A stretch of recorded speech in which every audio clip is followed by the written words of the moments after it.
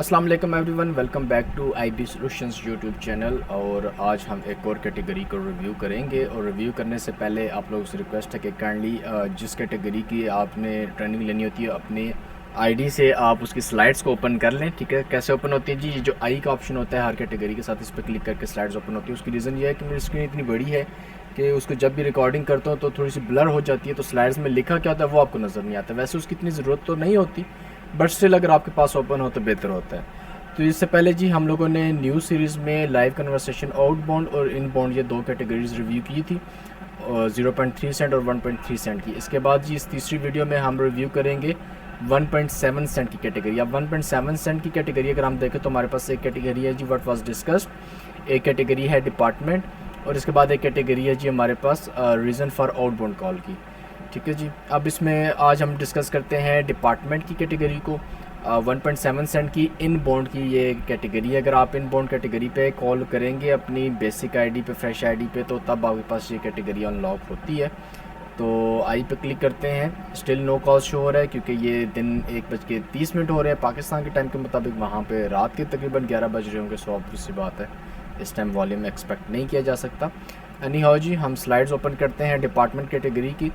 और जैसे कि मैं हर कैटेगरी की स्टार्टिंग में आपको कुछ बेसिक इन्फॉर्मेशन डिलीवर करता हूँ, तो ये जो कैटेगरी है डिपार्टमेंट, ये इनबाउंड कॉल की कैटेगरी है, यानी कि कस्टमर कॉल कर रहा है हेल्पलाइन पे। ठीक है, कस्टमर कॉल करेगा डीलरशिप पे और उसके रिगार्डिंग। और पर्पस, हर कैटेगरी का एक मेन पर्पस जिसके रिगार्डिंग कॉल रिवॉल्व कर रही होती है थ्रू आउट दिस सिनेरियो। ये समझना हर कैटेगरी के लिए इतना ही इंपॉर्टेंट है कि अगर आप इस पर्पस को समझ लेंगे तो आपके मोस्टली सिनेरियोज खुद ब खुद ही कवर हो जाएंगे। ठीक है जी, तो इस कैटेगरी का पर्पस है क्या? The purpose of category department is to determine what was discussed during a connected call. तो सिंपल वर्ड में ये बोला जाएगा कि जी हमने ये डिसाइड करना है कि कॉल जो थी कस्टमर ने एजेंट को की, क्या वो कौन से डिपार्टमेंट के रिलेटेड थी।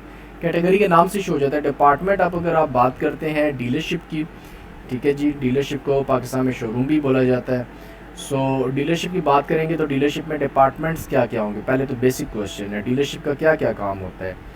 एक काम होता है जी गाड़ियों की सेल परचेज़ के रिगार्डिंग, एक काम होता है गाड़ियाँ ठीक करने की यानी कि सर्विस के रिगार्डिंग, एक काम होता है जी पार्ट्स का, और इसके अलावा कुछ अदर कंसर्न होते हैं। अदर कंसर्न में फॉर एग्जांपल पेपर वर्क होता है, गाड़ी के टैग्स होते हैं, टाइटल्स होती हैं। ये चीज़ें कुछ टर्म्स में यूज़ करें, ये मैं डिफ़ाइन करूँगा। इससे पहले मैंने डिपार्टमेंट की कैटेगरी पे एक प्रॉपर वीडियो नहीं बनाई हुई क्योंकि मैंने ये कैटेगरी दूसरी कैटेगरी के साथ जो है वो बहुत ज़्यादा को रिलेटेड है, जिसका नाम है डीलरशिप डिस्कशन, जबकि उसका पहले नाम इन्वेंट्री डिस्कशन था।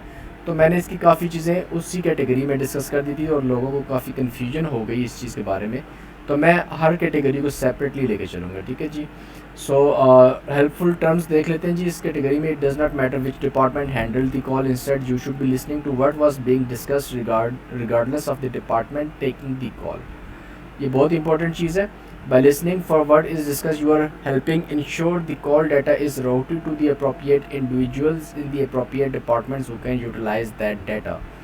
अच्छा जी, इस लाइन के साथ या इस पैराफ्रेज के साथ या इस ओवरऑल सेंटेंस के साथ मैं आपको एक बिहाइंड द कर्टन भी चीज़ बता देता हूँ कि बेसिकली ट्रांसक्रिप्शन करते क्यों हैं हम लोग। ट्रांसक्रिप्शन से हम लोग जो है वो डीलरशिप की प्रोडक्टिविटी इन्हेंस कर रहे होते हैं, डाटा मर्ज कर रहे होते हैं, जो कि उनके लिए यूज़फुल होता है चेक करने के लिए कि यार कौन से डिपार्टमेंट या कौन सी चीज़ में हमें ज़्यादा गौर करना है, कहाँ पे हमारी प्रोडक्टिविटी ज़्यादा है या कहाँ से हम ज़्यादा अच्छा बिज़नेस अर्न कर सकते हैं, और हमारी कस्टमर सर्विसेज में अगर कोई फ़र्क है तो वो किस तरह से हम इम्प्रूव कर सकते हैं, और बेसिकली टाइम बचाया जा रहा होता है। फॉर एग्ज़ाम्पल एक 15 मिनट की कॉल है, कस्टमर ने एजेंट को की गाड़ी की डिटेल्स लेने की, और अगर उस कॉल को अब किसी ने क्वालिटी इंश्योरेंस के लिए सुनना है और उस कॉल को सुन के काफ़ी टाइम लगेगा जज करने में कि यार इसमें इंफॉर्मेशन ठीक डिलीवर की गई है नहीं की गई, कौन सी इन्फॉर्मेशन कहाँ पे, इस 15 मिनट की कॉल में कस्टमर का नंबर कहाँ पे लिया गया है, कस्टमर को गाड़ी कौन सी चाहिए थी, उसके पास गाड़ी कौन सी है, कौन से एजेंट ने डील किया है। ये सारी चीज़ें अगर लिख कर दे दी जाएंगी एक प्रॉपर फॉर्मेट में तो 1 से 2 सेकंड या हार्डली 5 से 10 सेकंड देख के तो नेक्स्ट पर्सन को पता चल जाएगा कि यार ये पूरी 15 मिनट की कन्वर्सेशन किस मकसद के लिए हुई थी। तो ये बेसिक पर्पस होता है जी ट्रांसक्रिप्शन का, कि ट्रांसक्रिप्शन क्यों करवाई जा रही होती है। अब ये जो कैटेगरी है यहाँ पे इस लाइन में, इस पैराफ्रेज में दो चीज़ें बताई गई हैं। एक चीज़ वो ये कह रहे हैं कि कॉल कौन से डिपार्टमेंट ने हैंडल की है ये मैटर नहीं करता, कॉल है कौन से डिपार्टमेंट की ये मैटर करता है। ठीक है, बहुत से लोग इस चीज़ को कंफ्यूज करते हैं, ठीक है। आप लोगों के माइंड में शायद क्वेश्चन आ रहा होगा कि यार इस बात का मतलब क्या हुआ। देखिए फॉर एग्जांपल कस्टमर कॉल करे, कहते हैं जी मुझे अपने सेल्स पर्सन से बात करनी है। सेल्स का बंदा आ गया, कस्टमर ने कहा जी मैंने आपसे गाड़ी ली थी, उसमें ये मसला आ रहा है। तो अब बेसिकली हुआ क्या कि सेल पर्सन से क्यों बात करनी है कि उस बंदे ने उसको गाड़ी बेची थी कस्टमर को, लेकिन अब पर्पज़ क्या है कॉल का, कस्टमर की गाड़ी में मसला आ रहा है। तो अब ये सेल्स की कॉल नहीं है, ना इसमें गाड़ी ली जा रही है ना गाड़ी सेल की जा रही है, मसला कस्टमर का गाड़ी की सर्विस के रिलेटेड है। तो इस वजह से आपने ये नहीं देखना कि कौन से डिपार्टमेंट में बात हो रही है, आपने ये देखना है कि किस डिपार्टमेंट की कॉल है ये मकसद क्या है इस कॉल का, ठीक है जी। उसके बाद जी नीचे देखते हैं, if the call does not connect to a live qualified agent it does not matter what was being discussed when a call is considered not connected you should select correction call was not connected with a qualified agent.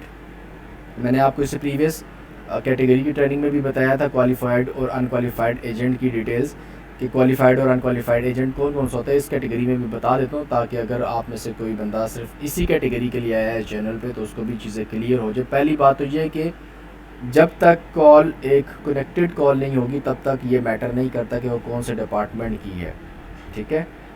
जब एक call connected call consider होगी, connected call कौन सी होगी जी, जिसमें एक qualified agent से customer की बात हो रही है और उसने कस्टमर को असिस्ट किया या असिस्ट करने के लिए वो खुद कॉल बैक करेगा, तो ऐसा पर्सन क्वालिफाइड एजेंट होता है या ऐसी कॉल कनेक्टेड कॉल होती है।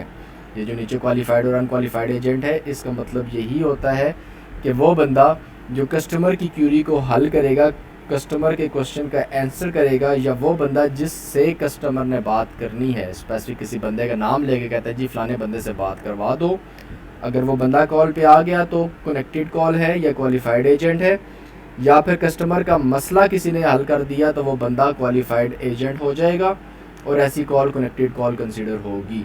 और अनक्वालिफाइड एजेंट, अगर कोई वॉइस मेल आ जाती है या कोई ऐसा बंदा आ जाता है जो हेल्प नहीं कर सकता कस्टमर की और कहता है जी कि मैं आपका मैसेज डिलीवर कर दूंगा या फ़लाने बंदे से कॉल बैक करवा दूंगा, तो ऐसा पर्सन अनक्वालिफाइड एजेंट हो जाता है और ऐसी कॉल नॉट कनेक्टेड कॉल होगी, ठीक है। तो मिक्स नहीं करना, बड़ा सिंपल सा रखना है इस चीज़ को आपने।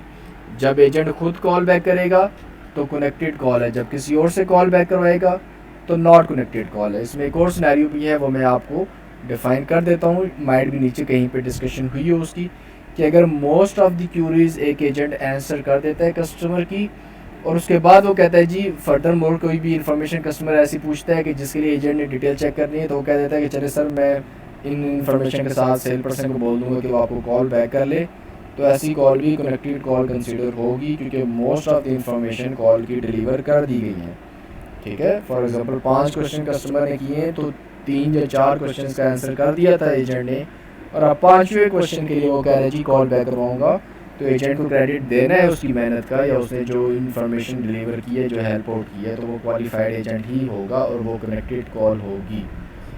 आई होप कि ये चीज़ आपको क्लियर होगी। ये बहुत ही इंपॉर्टेंट होता है, बहुत से लोग जब ट्रेनिंग ले रहे थे तो ये चीज़ इन्फॉर्मेशन जो है ये मिस कर देते हैं, नीचे ऑप्शन देखने लग जाते हैं। तो ये इन्फॉर्मेशन बहुत ज़्यादा इंपॉर्टेंट है, बल्कि इससे ज़्यादा इंपॉर्टेंट ये इन्फॉर्मेशन है। इसको समझ लेंगे तो ये कॉल्स खुद ब खुद आपको समझ आ जाएंगी। ये तो नीचे सिर्फ सिनेरियोज है, ठीक है। सो इस कैटेगरी के लीजिए अगेन आपने अपने नोट्स बनाने हैं। कैसे नोट्स बनाने हैं मैं पेंट में बना देता हूँ, लेकिन आपने कॉपी पेन से लेके कॉपी पे अच्छे से नोट्स अपने बनाने हैं। सबसे पहले आप ये देखें कि ऑप्शंस कितने इस कैटेगरी में, सेल्स, सर्विस, पार्ट्स, अदर्स और करेक्शन, 5 ऑप्शन है जी, ठीक है। तो आप सिंपली 5 कॉलम बना लेंगे हॉरिजॉन्टल पेज पर रख के, ठीक है।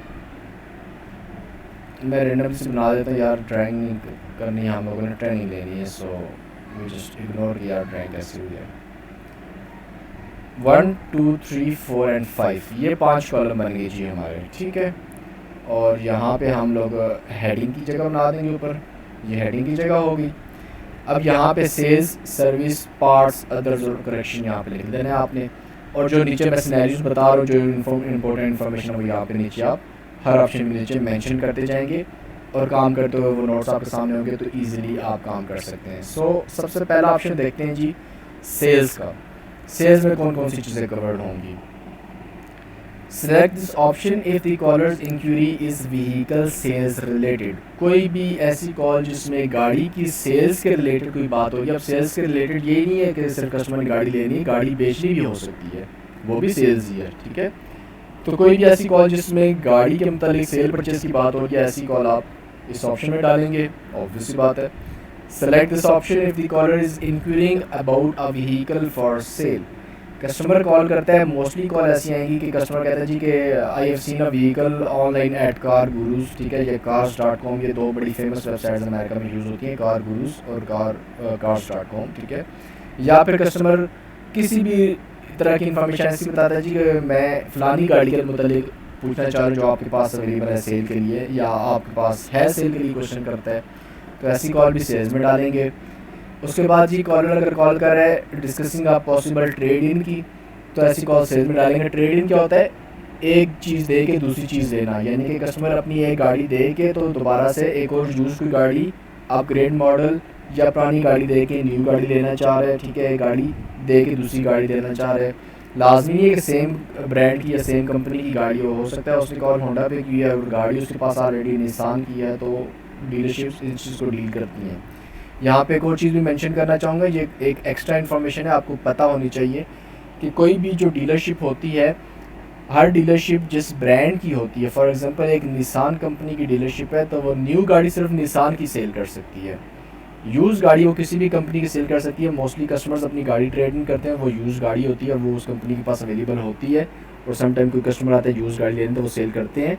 लेकिन अथराइजेशन की जब बात आती है तो हर डीलरशिप जिस ब्रांड की डीलरशिप है वो सिर्फ उसी ब्रांड की ही न्यू गाड़ी सेल करेगी। ऐसा नहीं हो सकता कि होंडा की डीलरशिप है तो वो टोयोटा की नई गाड़ी भी सेल करेगी, ऐसा नहीं हो सकता। पाकिस्तान में भी मेरे ख्याल से ऐसा ही सीन है कि अगर आप किसी होंडा के शोरूम पे जाएंगे तो आप ये नहीं देखेंगे कि उनके पास जो है वो कोई न्यू टोयोटा की गाड़ी भी खड़ी होगी, ठीक है। यहाँ पे यूज़ गाड़ियाँ माइट भी यहाँ पे भी होती हैं सेल, लेकिन न्यू गाड़ी हर ब्रांड की अपनी होती है, ठीक है। This is an extra information आपके नॉलेज में होनी चाहिए काम करते हुए, ठीक है।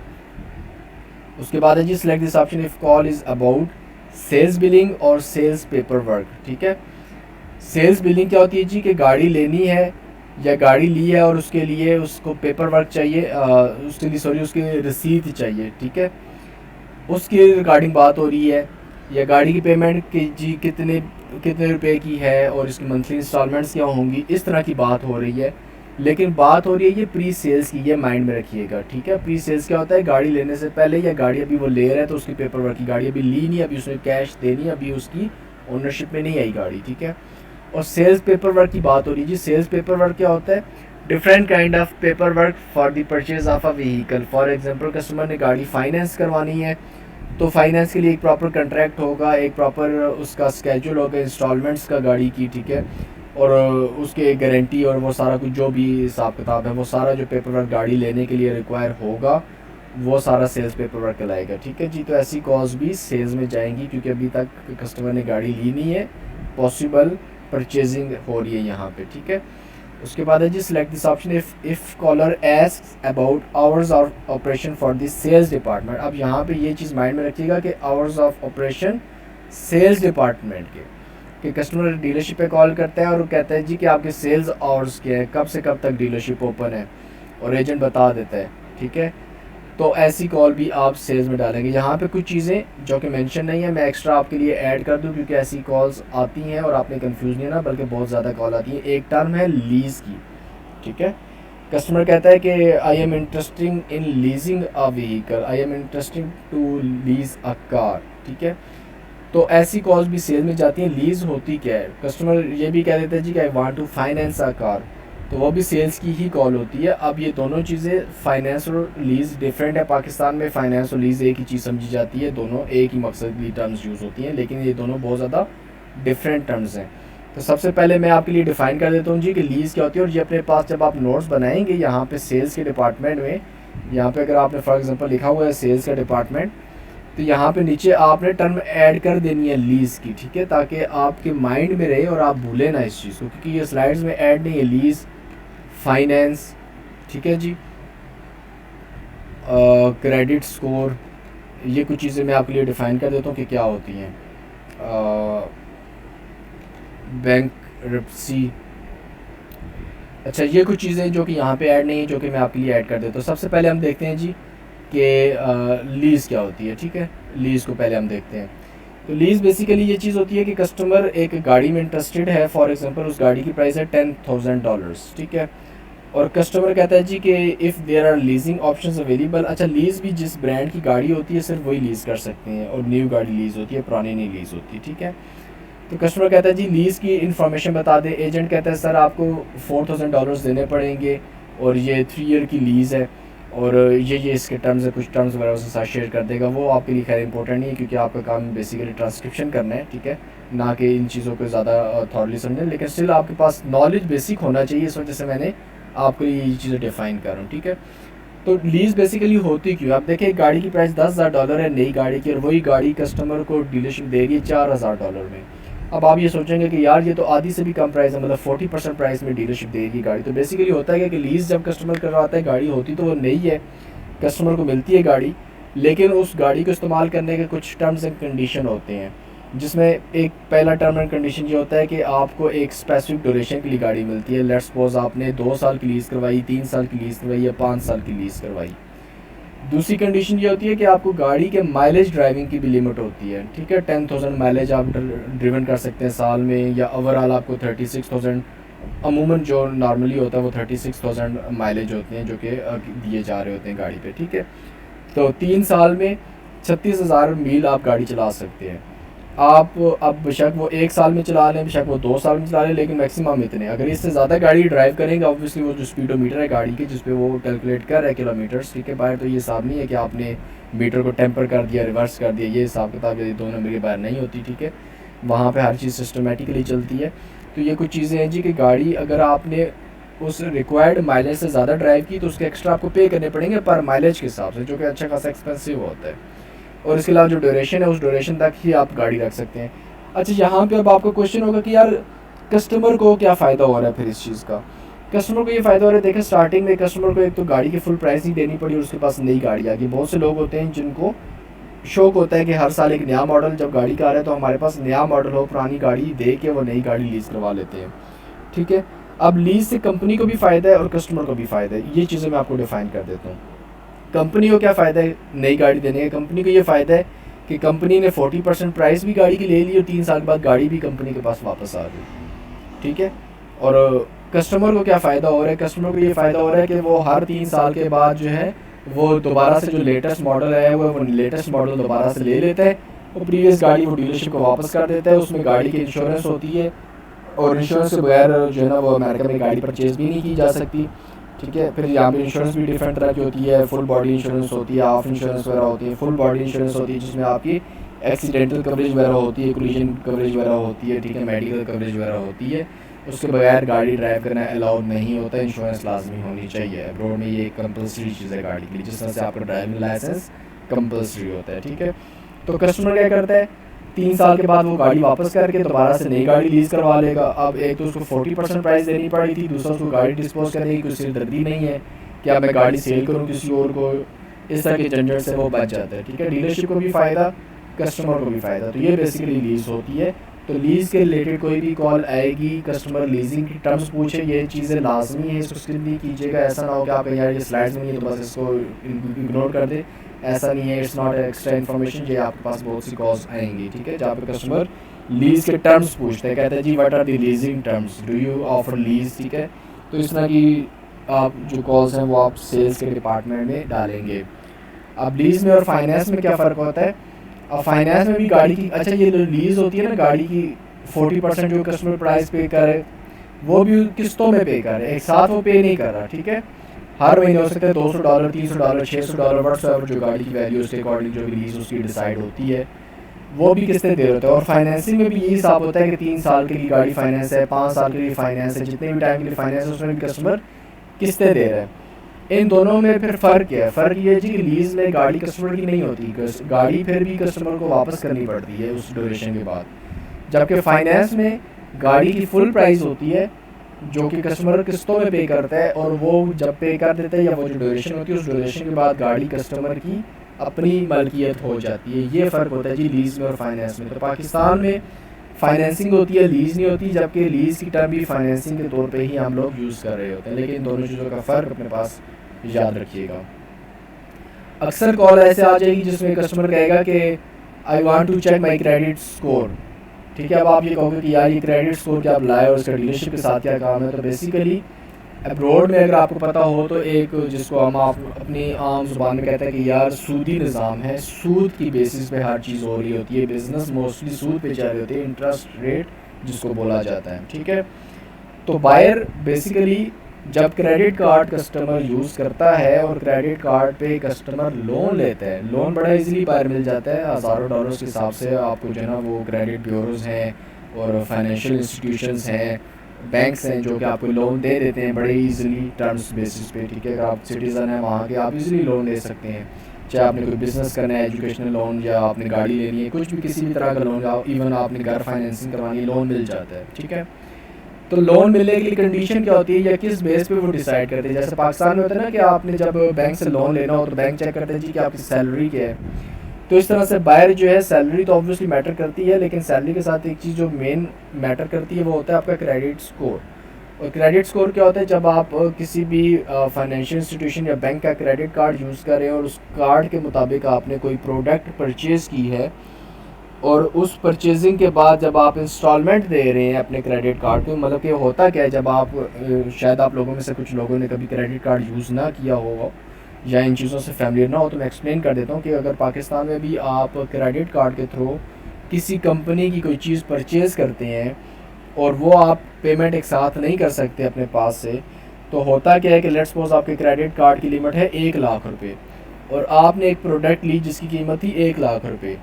तो जिस कंपनी की प्रोडक्ट आपने ली है क्रेडिट कार्ड के थ्रू, तो बैंक ने 1 लाख रुपया उस कंपनी को उसी टाइम पे कर दिया और प्रोडक्ट आपके पास आ गई, जबकि आप फुल पेमेंट्स नहीं कर सकते। और अब आप उस क्रेडिट कार्ड पे जो है वो हेल्पलाइन पे कॉल करके इंस्टॉलमेंट बनवाते हैं। ठीक है जी, 3 इंस्टॉलमेंट, 5 इंस्टॉलमेंट, 4 इंस्टॉलमेंट, इस तरह से। उसमें होता क्या है कि एक तो बैंक आपको इंस्टॉलमेंट बना के दे देता है कि आपके ऊपर बर्डन नहीं है, लेकिन इसके साथ दूसरा मसला आपके लिए क्या होता है कि आपको जो है वो इंटरेस्ट रेट पड़ जाता है। मिसाल के तौर पे 1 लाख रुपए की चीज़ ही तो हो सकता है वापस करते हुए 1,20,000 रुपये देने पड़े, 5 महीने की इंस्टॉलमेंट 20,000 रुपये की बैंक आपको बना के दे देगा। अब बज़ाहिर तो आपको महीने का सिर्फ 20,000 रुपये देना पड़ रहा है उस प्रोडक्ट का, लेकिन इन एक्चुअल वो प्रोडक्ट आपको 1,20,000 रुपये की पड़ेगी, क्योंकि वो जो 20% आपने ऊपर इंटरेस्ट भी दे दिया बैंक को। अब अब्रॉड में क्या चीज़ होती है, अच्छा इस चीज़ को तो हम डिस्कस नहीं करेंगे यहाँ पे, सूद हलाल है हराम है, ऑब्वियसली हराम है बीइंग मुस्लिम्स। ठीक है, लेकिन हम उस चीज़ को डिस्कस यहाँ पे नहीं कर रहे हैं, हम लोग अपने इस वर्क के मुताबिक चीज़ें देख रहे हैं कि क्या डिस्कशन हो रही है यहाँ पे। तो बेसिकली जब कस्टमर कोई भी क्रेडिट कार्ड के थ्रू प्रोडक्ट लेता है और उसकी इंस्टॉलमेंट्स टाइम पे देता है, ठीक है, तो कस्टमर को उसके अगेंस्ट स्कोर मिलता है। वो जितनी बड़ी प्रोडक्ट लेके या जितने ज़्यादा पैसे बैंक के यूज़ करके उनको इंटरेस्ट दे रहा होगा, तो उसको उस पे उसके मुताबिक स्कोर मिलेगा, उसको हम बोलेंगे क्रेडिट स्कोर। अब जब भी कस्टमर कोई नई प्रोडक्ट लेता है ना, मिसाल के तौर पे शुरू में उसने 1 लाख रुपए की प्रोडक्ट ली, फिर उसका 1.5 लाख की लिमिट होगी, फिर उसकी 2.5 लाख होगी, फिर 5 लाख होगी, तो साथ साथ जब स्कोर मिले तो उस स्कोर के मुताबिक डिसाइड किया जाता है कि जी ये गाड़ी कस्टमर अफोर्ड कर सकता है, ये गाड़ी कस्टमर फाइनेंसिंग करवा सकता है या लीजिंग करवा सकता है या नहीं करवा सकता। ठीक है, जैसे पाकिस्तान में होता है ना जी कि ये बंदे की सैलरी इतनी है भी कि ये वापस हमें पैसे दे सकेगा या नहीं दे सकेगा, तो ऐसा होता है ना। ठीक है, आपने बैंक से लोन लिया तो पहले वो कहेंगे जी कितनी सैलरी, कितना कमा रहे हो महीने का आप। ऐसा ना हो कि आप 10 लाख का लोन मांग ले और सैलरी आपकी 20,000 रुपये हो महीने की, तो कोई फ़ायदा बैंक आपको नहीं देगा, क्योंकि बैंक को पता है कि भैया आप तो वापस ही नहीं कर सकते 20,000 रुपये में से। ठीक है, तो क्रेडिट स्कोर ये चीज़ होती है। तो जब भी कस्टमर कॉल करके पूछेगा जी कि मेरा क्रेडिट स्कोर क्या है, या मैं अपना क्रेडिट स्कोर कैसे चेक करूँगा, या मैं गाड़ी लेना चाह रहा हूँ तो क्रेडिट स्कोर की इन्फॉर्मेशन वगैरह चाहिए, तो ऐसी कॉल्स आप सेल्स में इंसर्ट करेंगे ताकि आपको पता हो कि यार क्रेडिट स्कोर कस्टमर क्यों पूछ रहा है, भाई उसने गाड़ी लेनी इस वजह से क्रेडिट स्कोर पूछ रहा है। डीलरशिप पे कॉल करके क्रेडिट स्कोर पूछने का इसके अलावा और कोई मकसद नहीं बनता। ठीक है जी। बैंक्रप्सी क्या होती है? बैंक्रप्सी की कॉल्स बहुत ही थोड़ी सी हैं, तकरीबन 2 से 3% कॉल होती हैं, लेकिन आ जाती हैं, ऐसा नहीं है कि ना आए। ठीक है, आती हैं कॉल, तो इस वजह से ये भी समझना लाजमी है। बैंक्रप्सी ये होता है जी कि आपने बैंक से लोन लिया था किसी भी चीज़ का, पहले लाजमी नहीं कि गाड़ी के लिए ही लिया था कस्टमर ने लोन, किसी भी चीज़ का पहले उसने लोन लिया हुआ था और उसके बाद उसकी इंस्टॉलमेंट्स पे करने में कस्टमर जो है वो सक्सेसफुल नहीं था, लेट हो गया था, ठीक है, लेट पेमेंट थी उसकी, या वो पे नहीं कर सका था, तो उसकी वजह से उस पर बैंकरप्सी केस फाइल हो गया, ठीक है। बैंक ने एक कस्टमर पे केस कर दिया कि जी ये बंदा तो हमें पेमेंट्स वापस नहीं कर रहा, और उसके बाद जी उसको कुछ क्या कहते हैं, कुछ टाइम ड्यूरेशन मिलती है, या उसकी किसी ओनरशिप के रिगार्डिंग कोई भी प्रोडक्ट होती है, कोई गाड़ी है, कोई घर वगैरह है, कोई प्लॉट वगैरह है, ऐसी चीज़ों को जो ना वो बैंक नीलाम करके तो वो कस्टमर की पेमेंट्स वगैरह क्लियर करवाता है फाइनेंशियल इंस्टीट्यूशन के साथ। तो इसके मुताबिक फिर कस्टमर का जो ओवरऑल एक हिस्ट्री होती है, डाटा होता है, उसमें बैंकरप्सी आ जाती है, ठीक है। वो कस्टमर को फिर क्लियर करनी पड़ती है बाकायदा लॉयर के थ्रू। तो सम टाइम कस्टमर ये भी आता है डीलरशिप पे कि जी I have been into a bankruptcy before and I am looking to purchase a vehicle, so please let me know if is it possible. यहाँ पर वो कहता है कि I have been into a bankruptcy and I am looking to finance. So अब आपने इस पूरे सेंटेंस में ये आपको नहीं पता चला कि यार उसने कहीं गाड़ी का टर्म यूज़ किया, या उसने कहा होगा गाड़ी बाय करनी है या सेल करनी है, तो अब आप कहेंगे यार ये कॉल सेल्स की नहीं है, ये किसी और चीज़ की कॉल है, तो भाई ये भी सेल्स की ही कॉल है। आपने सिर्फ डायरेक्ट वर्ड्स पे नहीं जाना कि कस्टमर जब तक ये बोलेगा कि I want to purchase a car तो तभी सेल्स की कॉल होगी, या वो कहेगा कि I want to sell a car तभी सेल की कॉल होगी, तो ऐसा नहीं है। सेल्स की कॉल, ये जो टर्म्स जो मैंने आपको बताई हैं, इसके रिलेटेड भी कोई बात होगी, कोई भी ऐसी बात या कोई भी ऐसा सिनेरियो जिससे इंप्रेशन ये मिल रहा है कि यार कस्टमर गाड़ी लेना चाह रहा है, इस वजह से वो ये इन्फॉर्मेशन पूछ रहा है, ये गाड़ी सेल करना चाह रहा है, ये गाड़ी ट्रेड इन करना चाह रहा है, अपनी गाड़ी दे के दूसरी गाड़ी लेना चाह रहा है, तो ऐसी तमाम तर कॉज आपने सेल्स में इंसर्ट करनी है। तो ये 4 जो चीज़ें थी जो कि स्लाइड्स में मेंशन नहीं है, जो मैंने आपको एक्सप्लेन की, तो ये अपने पास लाजमी नोट्स में मेंशन कीजिएगा, ये बहुत ज़्यादा यूज़ होंगी, स्पेशली लीज़ और फाइनेंस और क्रेडिट स्कोर, ये तीनों चीज़ें बहुत ज़्यादा यूज़ होती हैं, ठीक है जी। सो आई होप कि आपको सेल्स डिपार्टमेंट की समझ आई होगी जितना मैंने थॉरली एक्सप्लेन किया। इसके बाद मेरा नहीं ख्याल किया आपको कॉल्स करते हुए कोई क्वेश्चन होगा। This is one of the most favourite category, मेरी ये बहुत ही फेवरेट कैटेगरी है। एक तो वॉइस क्वालिटी बहुत ही प्यारी है इस कैटेगरी की, इसमें बाकायदा जो बैकएंड पे सिस्टम है वो डिफरेंट यूज़ किया जा रहा है बाकी कैटेगरीज़ की बनस्बत, वॉइस क्लैरिटी बहुत ज़्यादा है, और इस कैटेगरी पे काम करते हुए बहुत मज़ा आएगा आपको, ठीक है। बज़ाहिर ये 1.7 सेंट की कैटेगरी है, लेकिन हार्डली ये कॉल्स आपकी जो है वो 10 से 15 सेकंड लेती हैं रैप अप करने में। तो अपेरेंटली एक मिनट में अगर आप जो है वो 5-6 कॉल कर ले तो आप एक अच्छी हैंडसम अमाउंट अर्न करते हैं इस कैटेगरी से। और एक मज़े की बात यह है इस कैटेगरी में कि अगर वॉल्यूम बहुत कम भी हो, 1-2 कॉल्स भी हो, तो भी आपके पास कॉल आ जाती है इस कैटेगरी में, ठीक है। So don't take this category light, इस कैटेगरी को लाजमी इंजॉय करें, इससे अच्छा अर्न करें। सेकंड इसमें जी, सेकंड कॉलम में आपने लिखना है सर्विस, यहाँ पे आप लिख देंगे सर्विस, और उसके बाद जी सर्विस के रिलेटेड जितनी भी चीज़ें हैं वो आप इसमें नीचे मेंशन कर देंगे। कुछ चीज़ें अगर यहाँ पे ऐड ना हुई तो वो भी मैं एक्सप्लेन कर दूँगा सर्विस की आपको।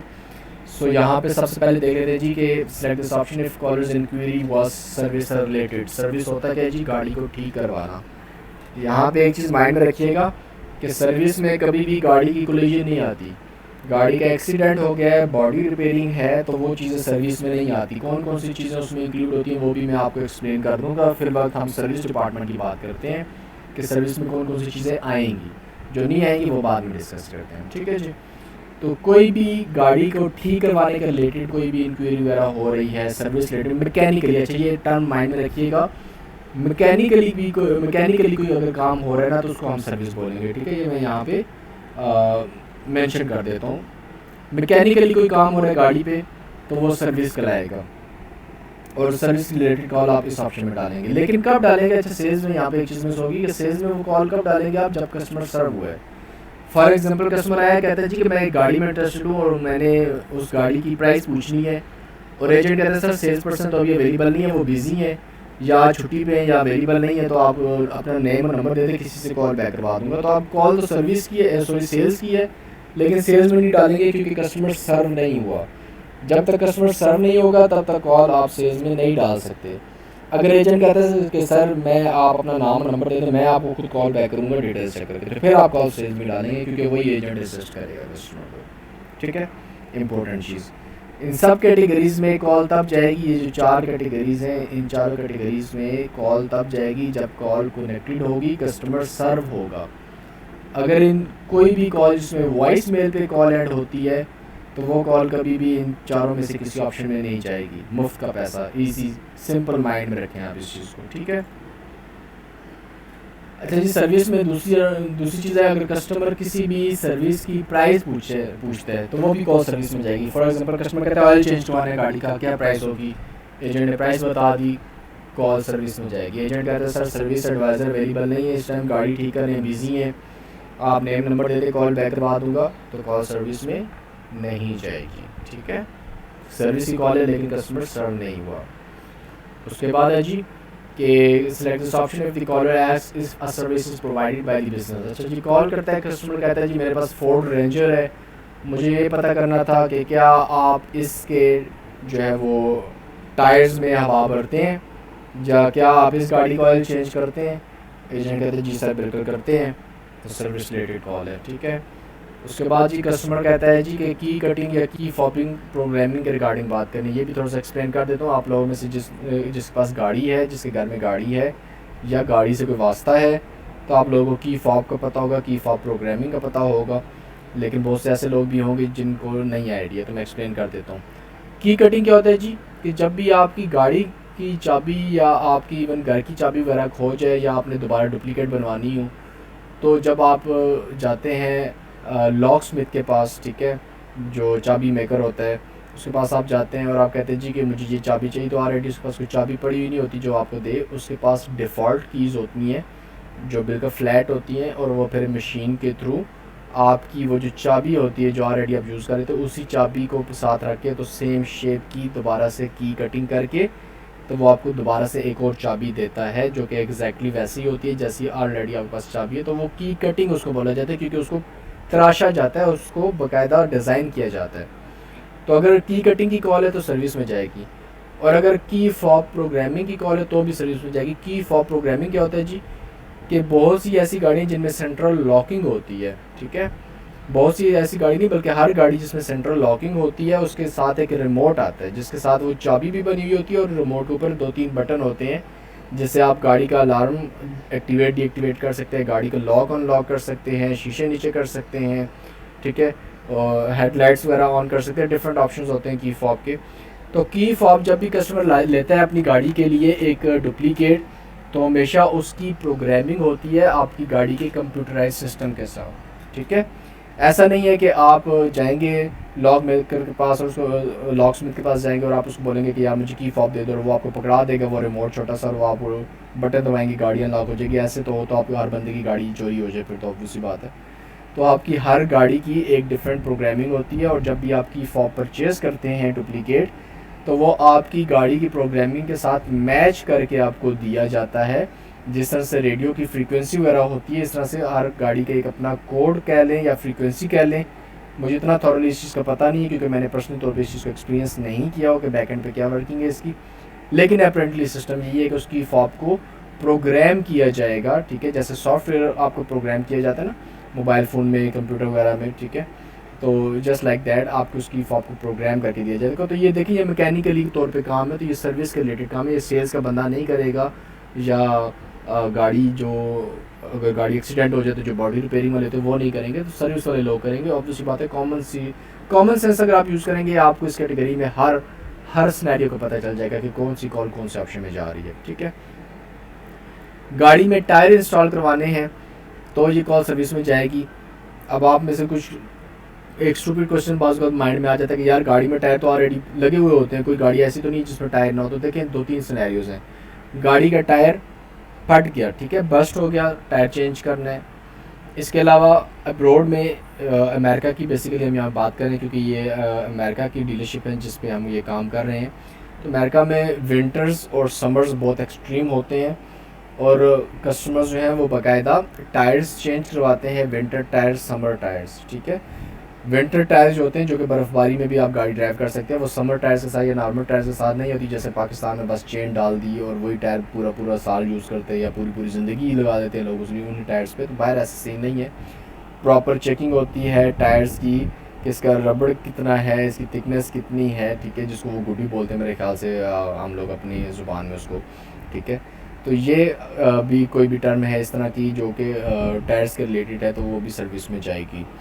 सर्विस बिलिंग और सर्विस पेपर वर्क की बात हो रही है। कस्टमर कहता है जी कि फ़लानी सर्विस करवानी है, उसके क्या चार्जेस हैं या उसमें क्या क्या चीज़ इंक्लूड होगी, ठीक है, या उसका पेपर वर्क मुझे प्रोवाइड कर दे सर्विस का, ठीक है। सर्विस पेपर वर्क में ये चीज़ भी आती है कि कस्टमर कहता है जी कि मैं आपसे अपनी गाड़ी पिछले कोई 2-3 साल से ठीक करवा रहा हूँ और अब मुझे गाड़ी का सर्विस हिस्ट्री चाहिए कि मैंने कब गाड़ी पे कितने रुपए की सर्विस करवाई है और क्या क्या चीज़ें उस पर करवाई है। अक्सर औकात लोग जब यूज़ गाड़ी लेते हैं तो उसमें ये चीज़ मांग लेते हैं कस्टमर से, ठीक है। तो इस वजह से इसका प्रॉपर एक रिकॉर्ड मेंटेन होता है। तो सर्विस पेपर वर्क के रिगार्डिंग भी बात होती है या सर्विस बिलिंग की बात होती है तो वो भी कॉल सर्विस में जाएगी। और कब जाएगी? जब कॉल कनेक्टेड है, कस्टमर सर्व हुआ। ये चीज़ बार बार रिपीट कर रहा हूँ, ये माइंड में रखिएगा इस चीज़ को। अगर मिस करेंगे तो कॉल आप रॉन्ग अटैम्प्ट करेंगे। उसके बाद है जी select this option if caller ask about hours of operation for this service department. कि कस्टमर कॉल करके पूछे जी सर्विस कब तक ओपन है, कब से कब तक की टाइमिंग है, तो ऐसी कॉल भी सर्विस में डालेंगे। ये एक चीज़ इंपॉर्टेंट है, माइंड में रखिएगा। ये option select this option if caller asks about both parts and service. Customer ने गाड़ी का कोई पार्ट लेना है और उस पार्ट को इंस्टॉल करवाना है तो ऐसी कॉल सर्विस में जाएगी, लेकिन सिर्फ पार्ट लेना है तो फिर कॉल सर्विस में नहीं जाएगी। फॉर एग्जांपल कस्टमर कहता है जी आपके पास जो है वो ब्रिजस्टोन के टायर्स हैं अवेलेबल। ब्रिजस्टोन टायर्स की एक कंपनी है बड़ी फेमस, ठीक है। एजेंट चेक करता है, कहता है जी अवेलेबल है, कहता है चलो ठीक है। तो ये कॉल सर्विस में नहीं है क्योंकि उसने टायर्स की अवेलेबिलिटी पूछी है, जो कि पार्ट्स या एसेसरीज डिपार्टमेंट जैसे पार्ट्स शॉप होती है गाड़ी की, ठीक है। तो उनका काम है कि उनके पास पार्ट्स होते हैं। सर्विस वाले पार्ट्स नहीं रखते, सर्विस वालों का काम गाड़ी को ठीक करना है या इंस्टॉलेशन है पार्ट्स की। लेकिन अगर कस्टमर कहता है जी कि ब्रिजस्टोन टायर्स हैं, एजेंट चेक करके कहता है जी अवेलेबल है, तो कस्टमर कहता है जी अच्छा what would be the installation charges. क्या वो कहता है जी I want to get them installed as well, ठीक है। तो अब यहाँ पे बात आ गई जी टायर लेने भी और टायर डलवाने भी है गाड़ी में, तो फिर ये कॉल सर्विस में होगी, ठीक है। पार्ट्स और सर्विस की जब बात हो रही है तो हमेशा प्रायोरिटी सर्विस की होगी।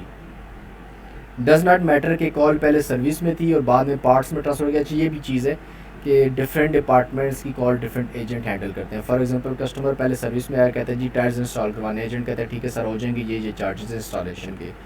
उसके बाद एजेंट कहता है सर मैं आपकी कॉल ट्रांसफ़र करता हूँ पार्ट्स में, पहले आप कंफर्म कर लें वहाँ से कि वो टायर्स हमारे पास अवेलेबल भी हैं या नहीं है। और फिर वो कॉल ट्रांसफ़र होती है पार्ट्स में और एजेंट चेक करके बताते हैं जी सर अवेलेबल है, ये प्राइस है। तो कस्टमर कहते हैं चलो ठीक है मैं आ जाऊँगा।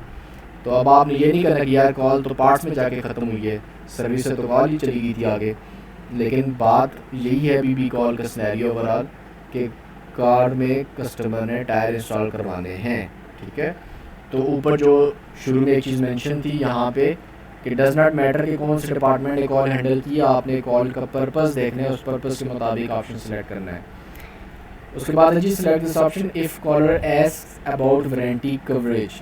वारंटी कवरेज क्या होती है जी? ऊपर मैंने इंश्योरेंस की एक कहानी सुनाई थी आपको, तो सेम वही चीज़ है वारंटी कवरेज की कि कस्टमर जब गाड़ी बाय करता है तो कस्टमर की कवरेज होती है। अच्छा ये दो तरह की कवरेज होती है। एक तो कस्टमर की इंश्योरेंस के मुताबिक कवरेज होती है, कुछ चीज़ें कस्टमर की इंश्योरेंस में कवर होती हैं कि जी अगर आपका एक्सीडेंट हो गया तो कवर हो जाएगी, आपकी ये चीज़ कवर हो जाएगी, वो चीज़ कवर हो जाएगी। लेकिन कुछ चीज़ें वारंटी कवरेज में आती हैं, जैसे आप कोई प्रोडक्ट लेते हो ना, मोबाइल फ़ोन वगैरह या लैपटॉप कंप्यूटर वगैरह, तो आप पूछते हो जी इसमें क्या वारंटी वगैरह दे रहे हैं, वो आपकी होती है प्रोडक्ट की वारंटी। तो इस तरह से जब आप गाड़ी वगैरह बाई करते हैं अब्रॉड में, ठीक है, मोस्टली जब आप न्यू गाड़ी लेते हैं तो उसमें कुछ चीज़ें वारंटी कवरेज की होती हैं। उसमें सम टाइम आपको एक पैकेज दिया जा रहा होता है कि सर ये गाड़ी इतनी प्राइस की और साथ इतने रुपए का पैकेज अगर ले लेते हैं तो 2 साल के लिए अगर गाड़ी के टायर ख़राब हो गए तो वो नया डाल के दे देंगे, गाड़ी की बैटरी ख़राब होगी तो वो दे देंगे आपको फ्री ऑफ कॉस्ट, ठीक है। इस तरह की डिफरेंट चीज़ें वो ऑफ़र करते हैं कस्टमर को एज आ सेल बढ़ाने के लिए या कस्टमर सेंट्रिसिटी अप्रोच के मुताबिक, ठीक है। तो वो चीज़ें कस्टमर की बाकायदा अवेलेबल होती हैं गाड़ी पे, और उसके लिए जब वो चीज़ कस्टमर ने दोबारा से ठीक करवानी होती है तो वो पूछता है जी कि पहले चेक करके मुझे बताएं कि ये मेरी चीज़ गाड़ी की कवरेज में अवेलेबल है या नहीं है। तो वारंटी कवरेज की जब भी बात होगी तो वो सर्विस में जाएगी। वारंटी कवरेज हमेशा गाड़ी का कोई मसला है तो उसके मुताबिक बात होगी। तो जब गाड़ी का कोई मसला है तो ऑब्वियसली बात है वो कॉल आपकी जा रही है सर्विस में, ठीक है। लेकिन अगर वारंटी कवरेज कस्टमर पूछता है जी कि मेरी गाड़ी एक्सीडेंट हो गया तो क्या ये कवरेज में है, तो वो सर्विस में नहीं है। देखिए एक्सीडेंट एक अलग तल्लुक है, गाड़ी जब एक्सीडेंट होती है जैसे पाकिस्तान में ना कि आपका डेंटर पेंटर अलग है और गाड़ी का मैकेनिक अलग है, पाकिस्तान में भी शायद आप लोगों को ये चीज़ मालूम होगी, जिसने गाड़ी रखी है उसको तो वैसे मालूम है ये चीज़ कि मैकेनिक अलग होता है, डेंटर पेंटर अलग होता है, ठीक है। जो गाड़ी की डेंट्स वगैरह निकालता है वो और बंदा है और मैकेनिक आपको और बंदा है। तो बाहर भी यही सीन है कि आपकी गाड़ी मैकेनिकली कोई मसला है तो वो सर्विस में जाएगी, और अगर गाड़ी का एक्सीडेंट हो गया है तो वो आपकी कोलिजन सेंटर में जाएगी, ठीक है। सो आई होप कि ये चीज़ क्लियर हुई। और सर्विस में 2-3 चीज़ें एक्स्ट्रा जो कि यहाँ पे मेंशन नहीं है वो मैं आपको बता देता हूँ। इससे इसमें कस्टमर को जो है ना वो सम टाइम, मेरे माइंड में एग्जांपल नहीं आ रही, just give me a second और टू।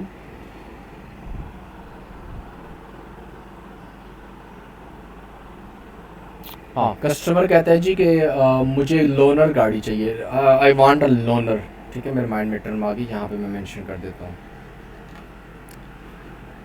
अब कस्टमर कहता है do you have a loaner, ठीक है। समटाइम ये टर्म यूज़ कर लेते हैं, या फिर वो कह देते हैं कि do you have a loaner car, ठीक है। अब आपने इसका मतलब ये नहीं समझ लेना कि यार लोनर का वर्ड लोन से निकला है, लोन का मतलब होता है कर्जा, तो शायद वो ये पूछ रहे जी कि कर्ज़ों पे भी गाड़ी देते हैं आप, तो बहुत से लोग ये मीनिंग ले लेते हैं। This is not a funny thing, but ऐसा है, it is actually a funny thing, ठीक है। लेकिन ये एक्सपीरियंस कर रहे हैं लोग, ये इस तरह के क्वेश्चंस आते हैं मेरे पास में, इस वजह से ये चीज़ें आप लोगों के साथ शेयर कर रहा हूँ। तो लोनर गाड़ी क्या होती है जी, जब भी कस्टमर ने अपनी गाड़ी ठीक करवानी होती है, मोस्टली डीलरशिप्स जो है वो उनके पास लोनर गाड़ियाँ होती हैं, और उसका मकसद क्या होता है कि कस्टमर ने अगर अपनी गाड़ी ठीक करवानी है और उसकी गाड़ी पे 1 दिन से ज़्यादा लगना है या 5-6 घंटे से ज़्यादा टाइम लगना है, तो ऑब्वियसली बात है कि कस्टमर आप पाकिस्तानियों की तरह वेले तो नहीं है कि वो बैठे रहेंगे ठीक करवाने पूरा दिन गाड़ी वहाँ पे, वो गाड़ी छोड़ के चले जाते हैं अपने काम वगैरह पे, अपने जो भी मामला है ज़िंदगी के वो देखते हैं। तो मोस्टली कस्टमर कहते हैं जी कि do you offer a loaner. तो लोनर गाड़ी जो होती है वो डीलरशिप की अपनी गाड़ी होती है, और वो गाड़ी होती है जब कस्टमर अपनी गाड़ी ड्रॉप करेगा ठीक होने के लिए, तो कंपनी अपनी गाड़ी दे देगी कि सर जब तक आपकी गाड़ी ठीक नहीं होती तो ये गाड़ी आप ले जाएं और इसको आप यूज़ करें, जब ठीक होगी हम आपको कॉल करेंगे, आप आ जाइएगा, हमारी गाड़ी वापस कर दीजिएगा और अपनी गाड़ी ले जाइएगा। तो उसमें फ्यूल वगैरह जो होता है वो कस्टमर ने डलवाना होता है, या अगर उस पर एक्सीडेंट हो जाए तो उसकी फिर कस्टमर की कवरेज होती है। लोनर देने के लिए भी कस्टमर की कवरेज ज़रूर चेक की जाती है कि उसके इंश्योरेंस कवरेज है भी गाड़ी के लिए, वरना उसको बगैर नहीं देते। मिसाल तौर पे कंपनी ने गाड़ी दी, कस्टमर ठोक के ले आए गाड़ी, तो फिर कंपनी का नुकसान है, ठीक है। हो सकता है $200 की कंपनी ने गाड़ी ठीक करनी थी, $1500 का नुकसान करके आ गए कस्टमर उनकी गाड़ी का।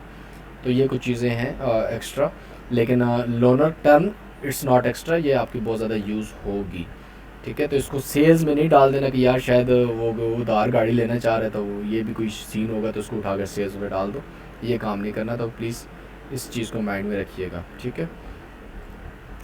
उसके अलावा सर्विस में फ़िलहाल मेरे माइंड में कोई ऐसा सिनेरियो नहीं आ रहा। अगर हुआ आपके माइंड में कोई क्वेश्चन तो आप कमेंट्स में मेंशन कर सकते हैं कि सर ये सिनेरियो कौन सा ऑप्शन में जाएगा, तो मैं वो आपके साथ शेयर कर दूँगा।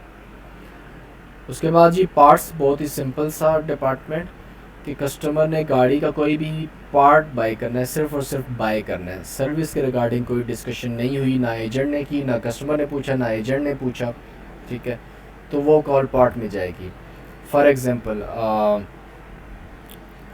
अच्छा यहाँ पे एक चीज़ है जी कि keys are not considered parts, ये चीज़ माइंड में रखिएगा। कस्टमर कभी भी कहता है कि I want to buy a duplicate key, तो आपने उसको कभी भी पार्ट्स में नहीं डालना, क्योंकि मैंने ऊपर आपको ये चीज़ एक एक्सप्लेन की थी कि जब भी आपने डुप्लीकेट चाबी लेनी होती है तो वो ऑलरेडी नहीं पड़ी होती उनके पास बनी बनाई, आपको वो बना के देते हैं। जब बना के देंगे तो देखिए एक काम किया जा रहा है, एक सर्विस दी जा रही है, उस पर मैकेनिकली एक काम किया गया है मशीन के थ्रू, ठीक है।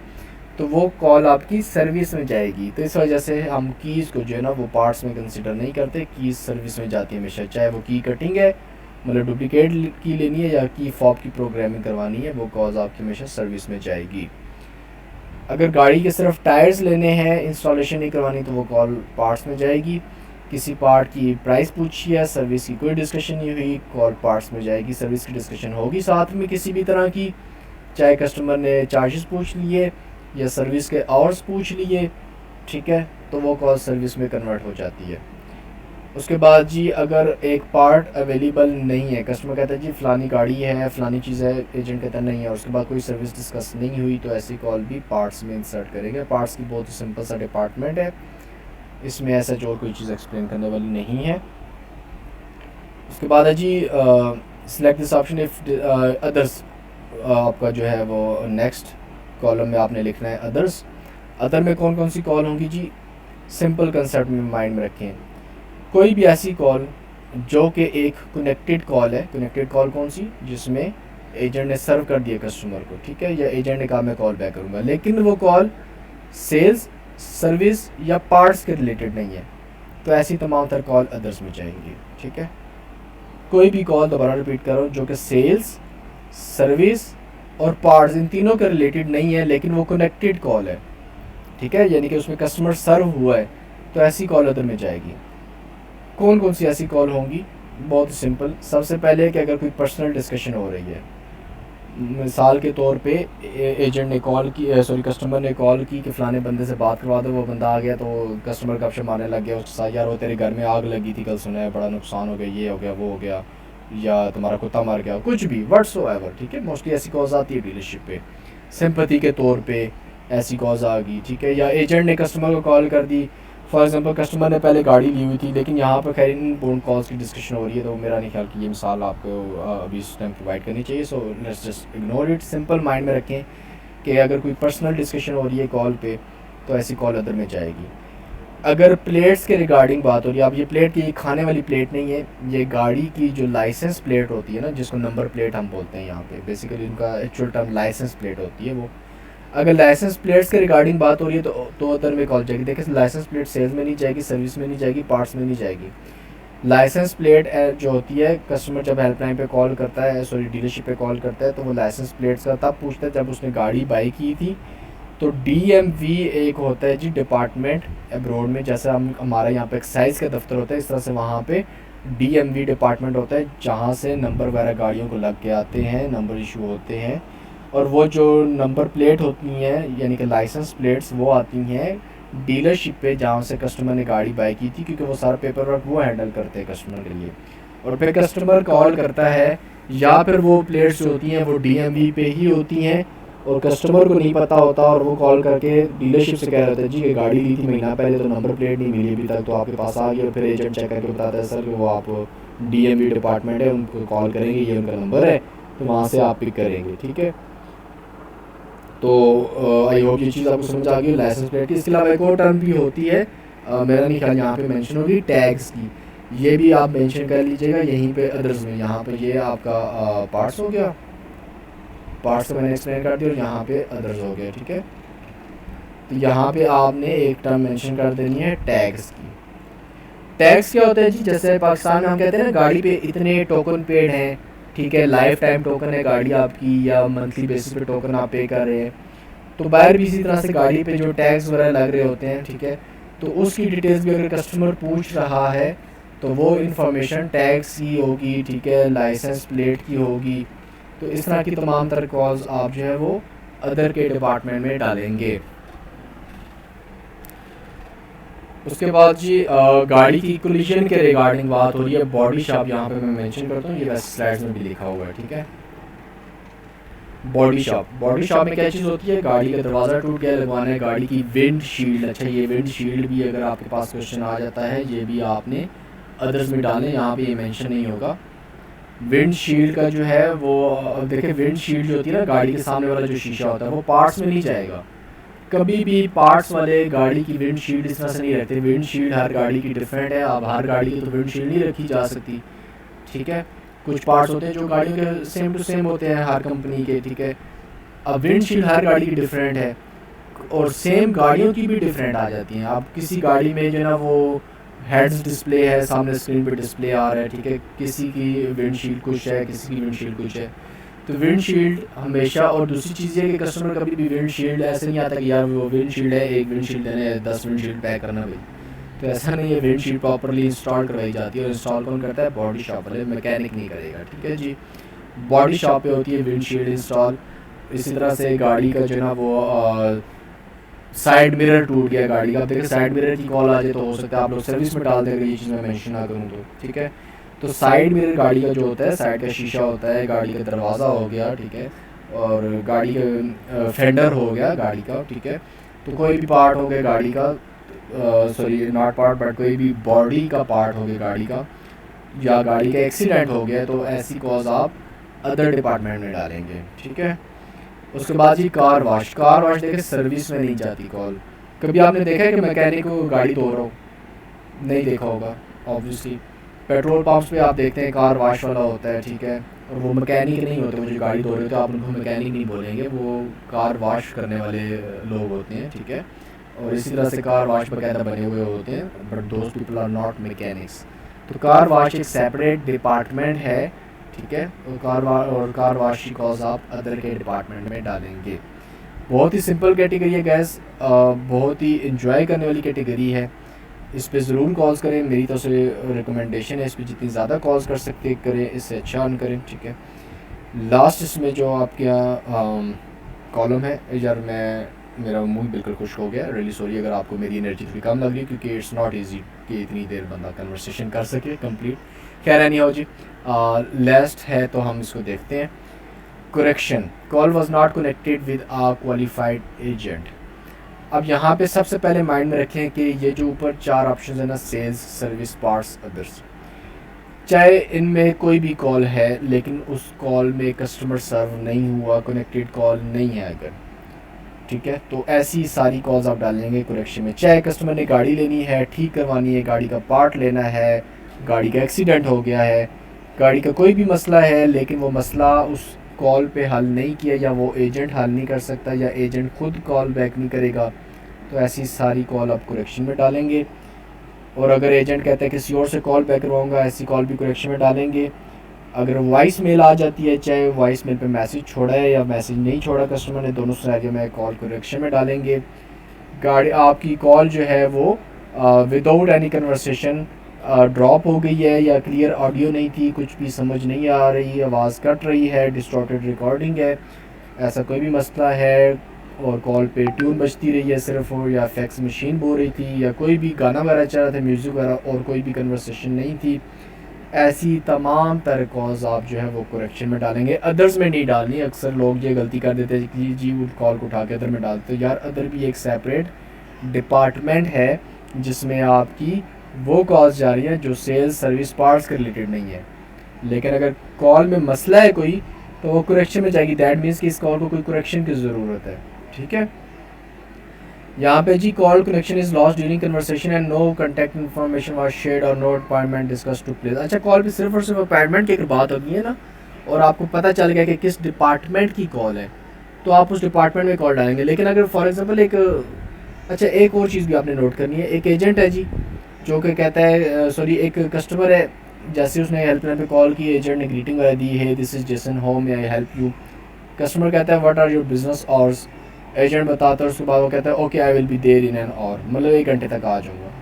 अब हमें क्या पता कि यार उसने बिजनेस आवर्स किस चीज़ के पूछे, और वो 1 घंटे में क्या करने आएगा, गाड़ी ठीक करवाने आएगा, कोई पार्ट उठाने आएगा, या गाड़ी लेने आएगा, देने आएगा, क्या करने आएगा।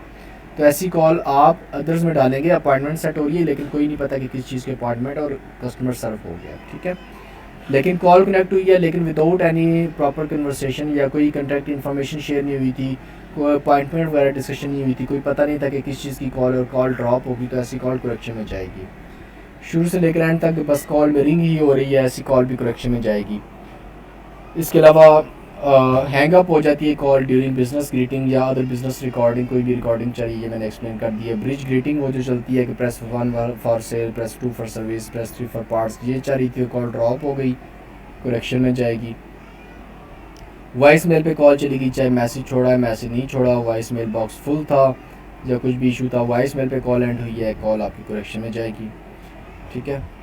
उसके बाद जी रॉन्ग नंबर की कॉल है तो वो आपकी करेक्शन में जाएगी, ठीक है। उसके बाद call was unable to be connected to the desired department and no message was left, obviously call correction में जाएगी कि कहीं पे कनेक्ट ही नहीं हुई कॉल उसकी। और select this option if the receptionist और agent answers but the caller is not on the other end of the call.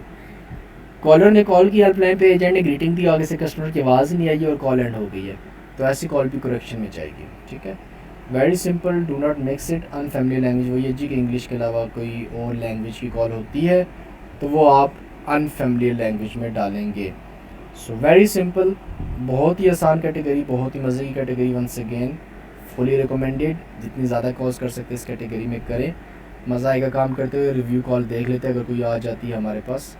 Sorry इस टाइम कोई कॉल्स अवेलेबल नहीं, इस वजह से नो कॉल्स है लिखा आ जाता है, तो इस वजह से हम क्लिक हेयर पे करेंगे और वापस कैटेगरी में चले जाएंगे।